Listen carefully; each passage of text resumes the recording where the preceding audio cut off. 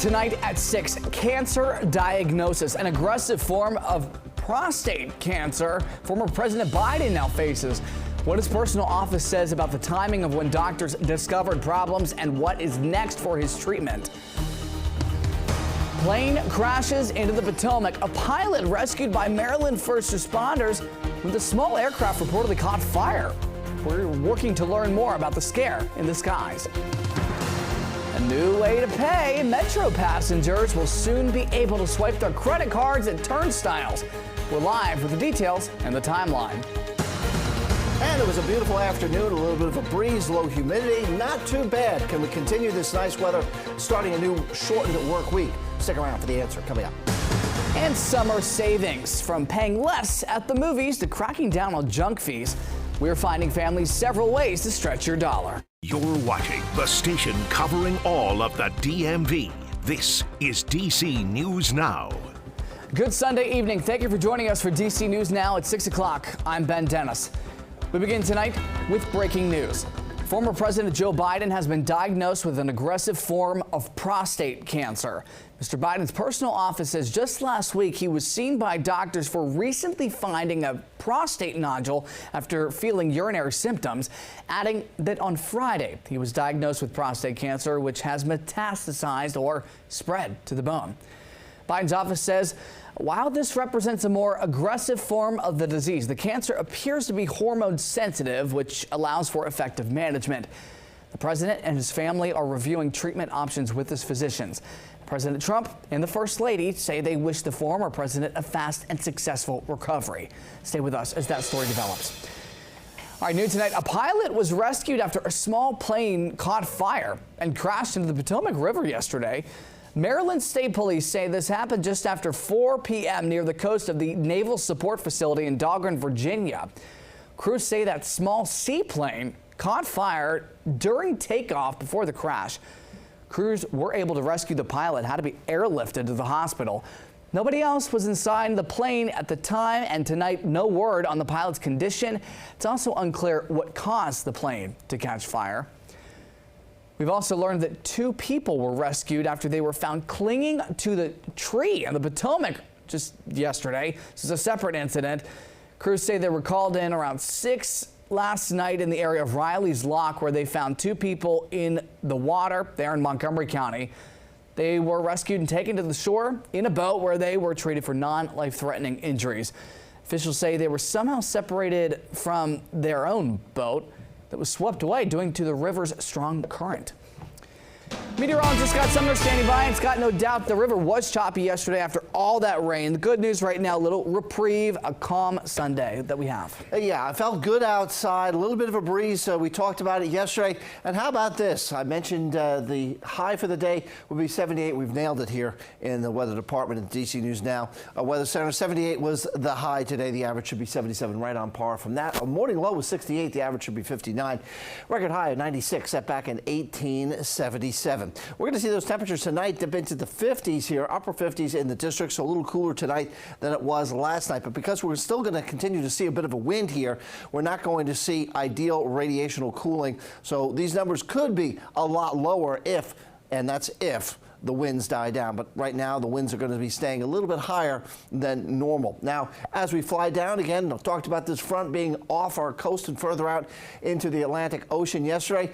Sure enough, that is come to fruition, and here we go. We fly right into an area which is beautiful right now. Again, with the exception of the breeze, it's a fairly nice day outside. So for the remainder of the evening, to plan your evening here, 7, 8, 9 o'clock, temperatures are going to be in the 70s at 7 and 8 into the upper 60s by 9. And we'll have mostly sunny or partly cloudy skies, at least early on, and then clear skies around mid-evening and thereafter. We'll talk about tonight's overnight lows again, and for the work week, what we're looking forward to coming up.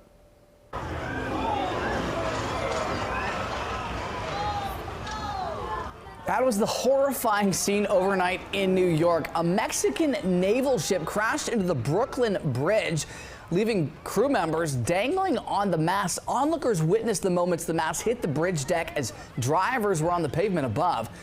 We're told 2 crew members on the ship were killed. Another 19 people on board were hurt. The bridge only took on minor damage. The cause of that is all being investigated. All right, back here at home, new details. A consumer alert in Virginia tonight. That's where Spotsylvania authorities say there are reports of swindlers calling people from what looks like the sheriff's office phone number. Sheriff's deputies say it has been seen several reports about fraudulent phone calls appearing to come from the office's official number. And during the calls, they say the schemers are reportedly asking for gift cards and donations. Deputies urge anybody who receives one of these calls, hang up immediately. Do not provide any financial information. Residents can report a fraudulent call by contacting the sheriff's office directly or visiting the department's website. In the district, one person was hospitalized, another hurt after an assault in Navy Yard last night. There was a heavy police response. That's where D.C. police say a large group of young people were acting in a disorderly way after a robbery right after 9 p.m. north of Nats Park on Half Street. And during that robbery, police say several suspects assaulted two people and took their belongings. No arrests have been made. One of your top stories on the move. Soon, some will say goodbye to Metro's Smart Trip plastic cards. Metro wants to make it faster for you to ride the rails. A new way to pay will soon allow you to do it. Our Dave Lavelle joins us from the Fort Totten Metro station in Northeast. Dave, how does Metro plan to make all this happen?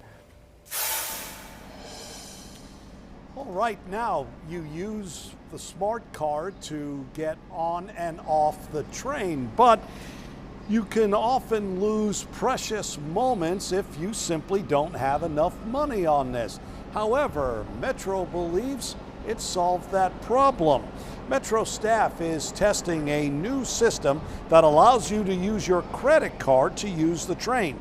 Your card information is linked to your cell phone by way of Metro's Tap, Ride, Go section. You just simply swipe it at the gate and you're on your way. Metro General Manager Randy Clark announced the testing on Friday and first unveiled plans for the program last year. Passengers we talked to earlier this afternoon told us they can't wait to use the new system. If it could be more convenient for the people, then I'm with it. I think that's a good idea. If that's going to make it more convenient, more easier for me, a more faster process, hey, I'm with anything that's going to be faster. The new system is expected to be operating by the end of the month. It would just be for Metro Rail only. However, you will likely be able to use the new credit card system on Metro buses by the end of the year. We're live at the Fort Totten Metro station in Northeast. Dave Lavelle, DC News Now. All right, thanks to Dave. We'll have a full report at 9.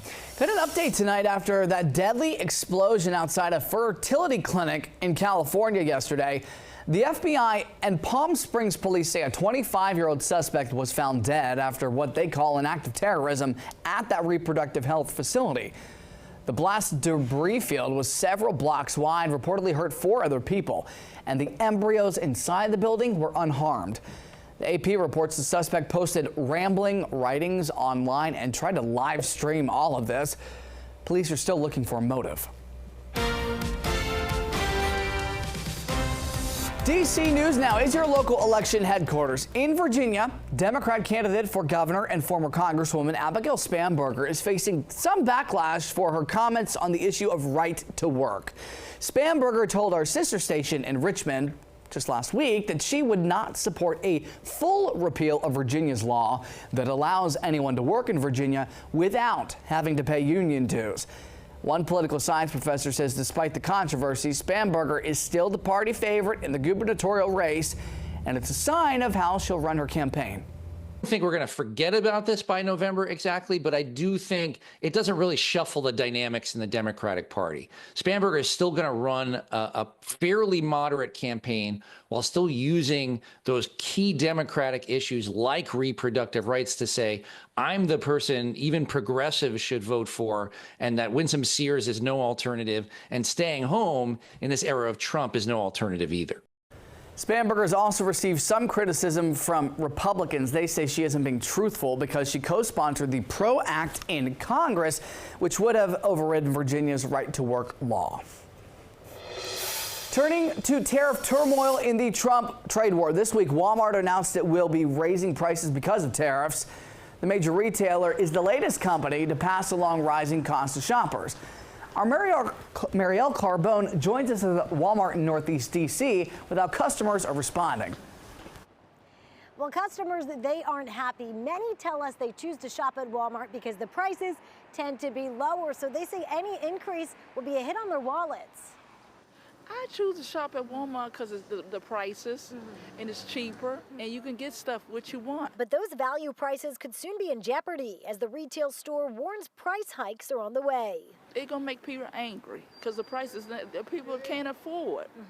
They ain't working and they can't afford all that high price of stuff. Thursday, Walmart announcing plans to raise prices in response to President Trump's tariffs, including a 30% import tax on all Chinese goods. It'll affect everybody, whoever shop here. In a statement, Walmart CEO Doug McMillon said, "We will do our best to keep our prices as low as possible. But given the magnitude of the tariffs, even at the reduced levels announced this week, we aren't able to absorb all the pressure given the reality of narrow retail margins." I think it's quite a shame. Anderson Hall says he mainly shops at Walmart for electronics and clothing. Because it's convenience, locally nearby, very friendly environment. But he worries how the price hikes will impact those who rely on the store for groceries. I think everything should be low. I think everything should be free. Food should be free. Food is not one-on-one in my opinion. You know, everybody needs nourishment. Everybody needs water to survive. You shouldn't put a price on someone's survival. Now, prices have already slowly begun to rise, but Walmart says that'll accelerate come May, with customers feeling the biggest impacts in June and July during back-to-school shopping. Reporting in Northeast, I'm Marielle Carbone, DC News Now. Our thanks to Marielle. Today in Prince George's County, Greater St. John Cathedral hosted a gas and food giveaway. It's a way to serve the community and help residents who may be facing some money challenges in their own lives. They gave away 300 families free gas and gave 20,000 meals away for people overseas. Also giving away 200 families free groceries. Organizers say they hosted this event to spread love and partnership there. And today, the Taekwondo Festival took place in D.C. and a world record attempt came along with it. The festival celebrates the 72 years of friendship between the U.S. and South Korea, including stunning performances, great food as well. Attendees also tried to break the world record with the largest group of Taekwondo lessons ever. The result, well, we're working to learn just how they did. Coming up, what you see is what you get. The new law in place to make sure you know the cost of a ticket from the beginning. We're helping you stretch your dollar. And later, a push for economic development boost in the Mountain State. How data centers are impacting that plan in West Virginia. Got a live look right now at 6:12 at Reagan National. Stay with us, much more local news and weather